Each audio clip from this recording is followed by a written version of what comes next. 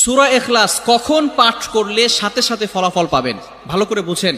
সূরা ইখলাস হচ্ছে পবিত্র কোরআনুল কারীমের ভিতরে ছোট সূরাদের ভিতরে অন্যতম একটি সূরা। তবে ফজিলতের দিক থেকে সূরা ইখলাস হচ্ছে গুরুত্বপূর্ণ ফজিলত, এবং এই সূরাটা এমন একটা সময় আল্লাহ পাক রব্বুল আলামিন নাজিল করে দিয়েছেন যখন আল্লাহ রাসূল সাল্লাল্লাহু আলাইহি ওয়াসাল্লাম দ্বীনের প্রচার করতে লাগলেন। এমন সময় আল্লাহ পাক রব্বুল আলামিন এক আল্লাহর দাওয়াত দিতে লাগলেন। তখন কাফেররা আল্লাহ রাসূল সাল্লাল্লাহু আলাইহি সাল্লামকে কোশ্চেন করলো যে, মুহাম্মদ, তুমি তো এক আল্লাহর দাওয়াত দাও, আমরা তো কোটি কোটি দেবতার পূজা করি, তারা আমাদের সমস্যার সমাধান করতে পারে না। তুমি যে আল্লাহর দাওয়াত দাও সেই আল্লাহ কয়জন এবং সেই আল্লাহর সন্তান আছে কিনা?